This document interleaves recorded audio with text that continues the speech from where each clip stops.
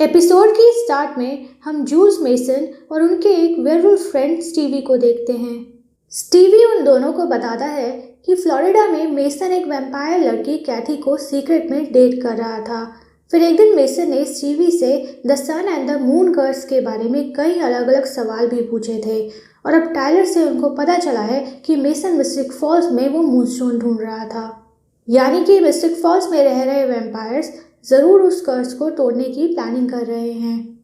Brady कहता है कि वो लोग उन वैम्पायर्स को वो कर्स नहीं तोड़ने दे सकते हैं, इसके लिए चाहे उनको उस टाउन में रह रहे सभी वैम्पायर्स को मारना ही क्यों ना पड़े, क्योंकि अगर वैम्पायर्स ने पहले वो कर्स तोड़ दिया तो वैम्पायर्स तो सूरज की रोशनी से इम्यून हो जाएंगे, लेकिन वेयरवुल्व्स हमेशा के लिए फुल मून के गुलाम बन के रह जाएंगे।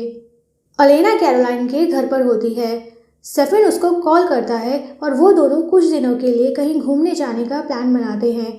अलेना कहती है कि वो कुछ दिनों के लिए अपनी लाइफ की प्रॉब्लम से दूर जाना चाहती है। डेमन और एंडी साल्वाटोर बोर्डिंग हाउस में होते हैं। डेमन ने एंडी को कंपेल किया हुआ होता है ताकि एंडी उसके वैम्पायर होने के बारे में किसी को ना बताए। एंडी से डेमन को पता चलता है कि एलाइजा आज हो रहे एक हिस्टोरिकल सोसाइटी इवेंट पर गेस्ट ऑफ ऑनर है। एलाइजा लोगों के सामने एक राइटर होने की एक्टिंग कर रहा है जो मिस्टिक फॉल्स की हिस्ट्री पर एक बुक लिख रहा है। तभी अलारिक भी वहां आता है। डेमन अलारिक को बताता है कि अब एंडी उसकी नई गर्लफ्रेंड है। एंडी के वहां से जाने के बाद डेमन अलारिक को वो डैगर और वाइट ओक ट्री की राख दिखाता है जो जॉन ने उसको दी थी। डेमन कहता है कि उसको जॉन पर शक है कि कहीं जॉन डेमन के साथ कोई गेम तो नहीं खेल रहा है। डेमन उसको ये भी बताता है कि एलाइजा आज हिस्टोरिकल सोसाइटी इवेंट पर जाने वाला है और डेमन सोच रहा है कि वो भी एलाइजा से मिलने उस इवेंट पर जाए।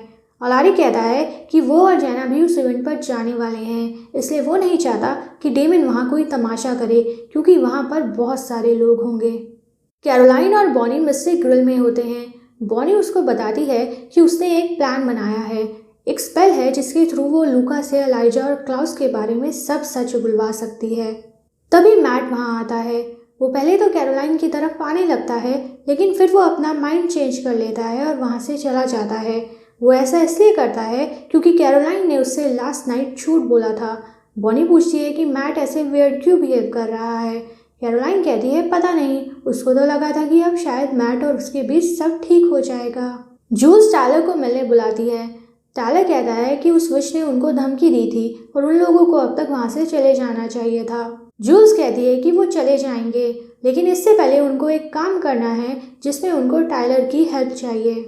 जूल्स कहती है कि वो लोग वो मूनस्टोन ढूंढना चाहते हैं और टायलर इसमें उनकी मदद कर सकता है। टायलर पूछता है कि उस मूनस्टोन में ऐसा क्या है जो सब लोग उसके पीछे पड़े हैं। जूल्स, ब्रैडी और स्टीवी टायलर को the sun and the moon curse के बारे में बताते हैं कि अगर वैम्पायर्स ने पहले उस कर्स को तोड़ दिया तो वेयरवुल्व्स हमेशा मून के गुलाम बन के रह जाएंगे और उनको हर फुल मून एक वुल्फ में टर्न करना ही होगा जैसे वो अब तक करते आए हैं। लेकिन अगर वेयरवुल्व्स ने उस कर्स को पहले तोड़ दिया तो वो लोग अपने कर्स से आज़ाद हो जाएंगे और उनको हर फुल मून को ज़बरदस्ती टर्न नहीं करना पड़ेगा। वो जब चाहे अपनी मर्जी से ट्रांसफॉर्म कर सकते हैं, चाहे तो कभी भी नहीं। टायलर के पास भी चॉइस होगी कि वो कभी भी वुल्फ में टर्न ना करे। ये सुन के टायलर उनकी हेल्प करने के लिए तैयार हो जाता है। स्टीवी कहता है कि इसके लिए उनको उस मूनस्टोन के साथ साथ डॉपलगैंगर को भी ढूंढना होगा। स्टीवी को लगता है कि शायद मेसन की गर्लफ्रेंड कैथी को उस डॉपलगैंगर के बारे में कुछ पता हो, इसलिए वो टायलर को कैथी का एक पिक दिखाता है। उसको लगता है कि मे बी टायलर भी कैथी को जानता हो। वो फोटो कैथरीन का होता है, लेकिन टायलर उसको अलेना ही समझता है। वो उनको बताता है कि वो अलेना को बचपन से जानता है। ये सुन के जूल्स और ब्रैडी समझ जाते हैं कि अलेना ज़रूर एक डॉपलगैंगर है, क्योंकि अलेना ह्यूमन है और मेसन की गर्लफ्रेंड कैथी एक वैम्पायर थी। मिस्टर ग्रिल में कैरोलाइन मैट से बात करने की कोशिश करती है, लेकिन मैट उसको अवॉइड करता है। कैरोलाइन कहती है कि वो तो बस मैट से उनके रिलेशनशिप के बारे में बात करना चाहती है, तो मैट उसको अवॉइड क्यों कर रहा है। मैट गुस्सा हो जाता है और उसको बता देता है कि मैट को पता है कि कल रात कैरोलाइन ने मैट से झूठ बोला था और वो कल रात बॉनी नहीं बल्कि किसी और के साथ थी। दरअसल मैट को लग रहा होता है कि उसके पीठ पीछे कैरोलाइन और टायलर का अफेयर चल रहा है और इसलिए कैरोलाइन ने मैट से झूठ बोला था। तभी टायलर वहां आता है और कैरोलाइन से बात करने की कोशिश करता है और चुपके से कैरोलाइन के पास से उसका फ़ोन चुरा लेता है। कैरोलाइन टायलर को अवॉइड करती है और उसको उससे दूर ही रहने को कहती है और गुस्से में वहाँ से चली जाती है। उसके जाने के बाद मैट टायलर के पास आता है और उसको कहता है कि अगर टायलर और कैरोलाइन को एक दूसरे को डेट करना है तो करें, बट एटलीस्ट उनको मैट से झूठ बोलना बंद कर देना चाहिए। टायलर मैट को समझाने की कोशिश करता है लेकिन मैट उसकी एक नहीं सुनता और वहाँ से चला जाता है। इसके बाद टायलर कैरोलाइन के फ़ोन से अलेना को मैसेज करके उसकी लोकेशन पूछता है। अलेना उसको कैरोलाइन समझ के रिप्लाई करती है कि वो स्टेफन के साथ अपनी फैमिली के लेक हाउस जा रही है। फिर टायलर वो मैसेजेस ब्रैडी को दिखाता है और ब्रैडी कहता है कि उनको अलेना को किडनैप करना होगा क्योंकि उस कर्ज को तोड़ने के लिए उनको डॉपलगैंगर भी चाहिए होगी। टायलर थोड़ा हेसिटेट करता है तो ब्रैडी उसको अलेना के खिलाफ भड़काता है कि अलेना उसकी दोस्त नहीं है और वो अब तक टायलर से झूठ बोल रही थी और वो वैम्पायर्स के साथ है। अलाइजा, मिसेस लॉकवुड, जेना, एंडी सभी लोग उस हिस्टोरिकल इवेंट के लिए लॉकवुड मेंशन में होते हैं। डेमन भी वहां आता है और अलाइजा से खुद को ऑफिशियली इंट्रोड्यूस करता है। जॉन और अलारिक भी वहां पर होते हैं। जॉन अलारिक के पास जाता है और उससे बहुत मीन बातें करता है। वो अलारिक से पूछता है कि क्या जेना को पता है कि अलारिक एक वैम्पायर हंटर भी है। शायद जॉन को जेना को अलारिक की असलियत बता देनी चाहिए। जॉन अलारिक से वो गिलबर्ट मैजिकल रिंग भी वापस करने को कहता है जो इज़ोबेल ने अलारिक को दी थी। जॉन कहता है कि वो रिंग उसकी है और उसने ही इज़ोबेल को दी थी और अब उसको अपनी रिंग वापस चाहिए। डेमन अलाइजा को अपने साथ अकेले में एक रूम में ले जाता है और उससे पूछता है कि अलाइजा उस इवेंट पर क्यों आया है और वो ये राइटर होने का ड्रामा क्यों कर रहा है। अलाइजा कहता है कि इससे डेमन को क्या लेना देना। डेमन का काम है अलेना को प्रोटेक्ट करना और उसको बस उसी पर फोकस करना चाहिए, ना कि अलाइजा की एक्टिविटीज़ पर। डेमन अपनी एरोगेंस में अलाइजा को धमकी दे बैठता है और अलाइजा डेमन को सबक सिखाने के लिए उसकी गर्दन पकड़ लेता है और डेमन को एक पेंसिल से स्टैब कर देता है। वो डेमन को कहता है कि अलाइजा एक ओरिजिनल वैम्पायर है तो डेमन को उसको थोड़ा रिस्पेक्ट देना चाहिए और ये नहीं भूलना चाहिए कि अलाइजा जब चाहे डेमन और स्टेफन दोनों को मार सकता है। स्टेफन और अलेना उस लेक हाउस पर आ जाते हैं। अलेना स्टेफन को बताती है कि उस लेक हाउस से उसकी कई पुरानी यादें जुड़ी हैं क्योंकि वो अक्सर जेरेमी और अपने पेरेंट्स के साथ वहाँ छुट्टियाँ मनाने आती थी। इसके बाद स्टेफन और अलेना उस घर को एक्सप्लोर करने लगते हैं और फिर स्टेफन को वहाँ एक खुफिया कैबिनेट मिलता है जिसमें वैम्पायर से रिलेटेड कई सामान और वेपन्स रखे हुए होते हैं। अलेना को वहाँ उसके पूर्वज जोनाथन गिलबर्ट के कई जर्नल्स भी मिलते हैं जिसमें जोनाथन ने वैम्पायर्स और मिस्टिक फॉल्स के बारे में लिखा हुआ होता है। डेमन और अलारिक सावटो बोर्डिंग हाउस में होते हैं और अलाइजा और उस डैगर के बारे में बात कर रहे होते हैं जो जॉन ने डेमन को दिया था। अलारिक कहता है कि डेमन को ऐसे ही वो डैगर अलाइजा पर इस्तेमाल नहीं करना चाहिए और पहले उस डैगर के बारे में और भी इंफॉर्मेशन कलेक्ट करनी चाहिए। अलारिक डेमन को ये भी कहता है कि एंडी जेना की दोस्त है और इसलिए अलारिक चाहता है कि डेमन एंडी से अच्छे से बिहेव करे और उसको कोई नुकसान ना पहुंचाए। अलारिक ऑलरेडी जेना से इतने झूठ बोल रहा है और वो और झूठ नहीं बोलना चाहता है। तभी एकदम से जूल्स, स्टीवी और उनके बाकी के वेयरवुल्फ साथी डेमन और अलारिक पर अटैक कर देते हैं। वो अलारिक को मार देते हैं और डेमन को भी वर्वेन इंजेक्ट करके बेहोश कर देते हैं। गिलबर्ट हाउस में जॉन जेना को अलारिक के अगेंस्ट भड़काता है। वो कहता है कि अलारिक उससे झूठ बोल रहा है और जेना को अलारिक से उसकी वाइफ का सच पूछना चाहिए। बॉनी और जेरेमी लूका की ड्रिंक्स में बेहोशी की दवाई मिला देते हैं और फिर लूका को किडनैप करके कैरोलाइन के घर पर ले आते हैं। फिर बॉनी लूका पर एक मैजिकल स्पेल करती है जिससे लूका हिप्नोटाइज हो जाएगा और उनको एलाइजा और क्लाउस के बारे में सब सच बता देगा। लूका से उनको पता चलता है कि लूका की बहन को क्लाउस ने किडनैप कर रखा है और इसलिए वो लोग एलाइजा की हेल्प कर रहे हैं ताकि वो लोग मिलकर क्लाउस को मार सकें। क्लाउस काफ़ी टाइम से विचेस को फोर्स करके कोई ऐसा स्पेल ढूंढने की कोशिश कर रहा है जिससे वो बिना डॉपलगैंगर के वो कर्स तोड़ पाए और इसलिए उसने लूका की बहन को भी किडनैप कर लिया था। बॉनी उससे पूछती है कि क्लाउस को कैसे मारा जा सकता है। लूका कहता है कि उस कर्स को तोड़ने के बाद क्लाउस बहुत वीक हो जाएगा और तभी एलाइजा उसको मार देगा। बॉनी कहती है लेकिन उस कर्स को तोड़ने के लिए तो अलेना को मरना होगा। लूका कहता है कि हाँ, अलेना को भी मरना होगा, तभी वो लोग क्लाउस को मार पाएंगे। फिर हम देखते हैं कि टायलर और ब्रैडी भी उस स्टेक हाउस पर आ जाते हैं।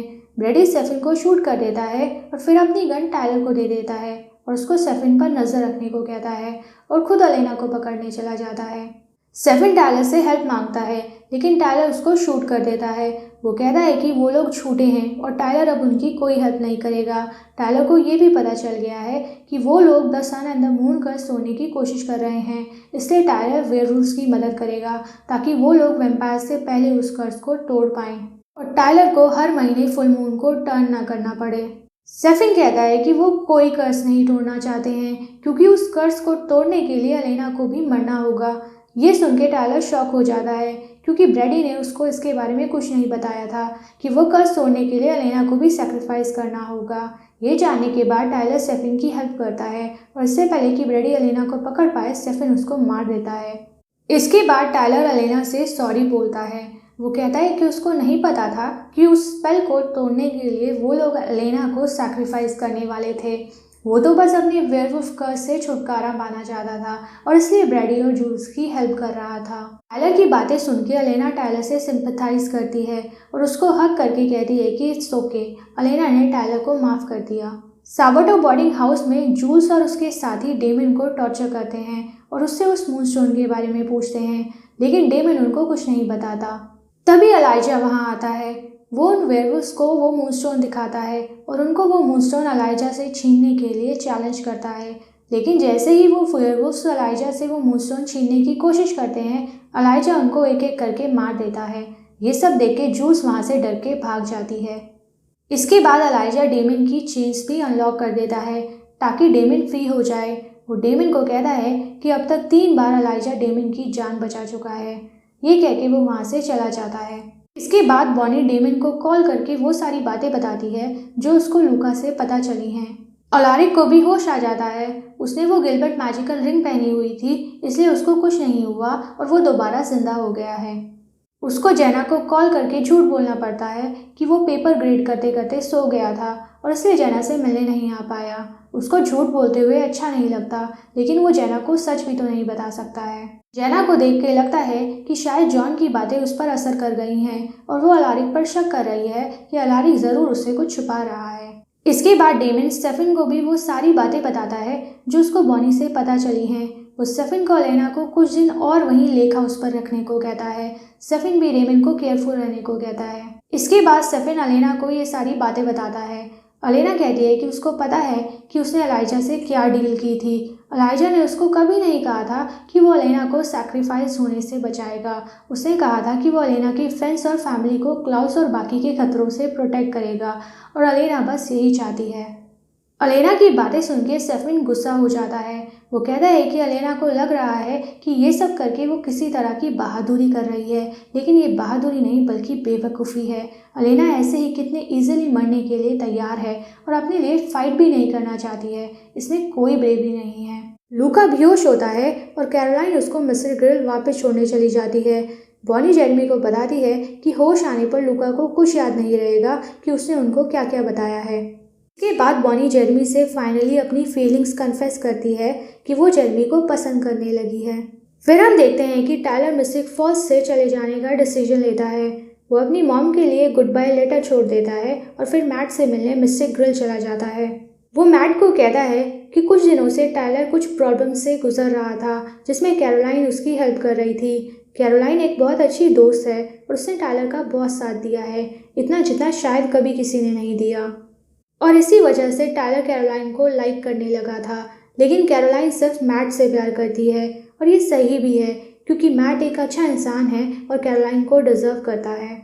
इसके बाद टायलर मैट को कैरोलाइन से हमेशा अच्छे से बिहेव करने को कहता है और उसको गुड बाय कह के वहाँ से चला जाता है। जाने से पहले वो एक बार कैरोलाइन को देखने भी जाता है, लेकिन कैरोलाइन के सामने नहीं आता और छुपा रहता है। इसके बाद वो एक कार में बैठता है जिसमें जूल्स उसका वेट कर रही होती है। वो जूल्स से कहता है कि वो नहीं चाहता कि जूल्स उसे और कोई झूठ बोले। जूल्स कहती है कि वो टायलर से कोई झूठ नहीं बोलेगी। वो ये भी कहती है कि टायलर ने मिस्टिक फॉल्स छोड़ने का बहुत सही डिसीजन लिया है। इसी के साथ ये एपिसोड ख़त्म हो जाता है।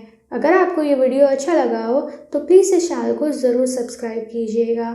Thank you for watching and take care.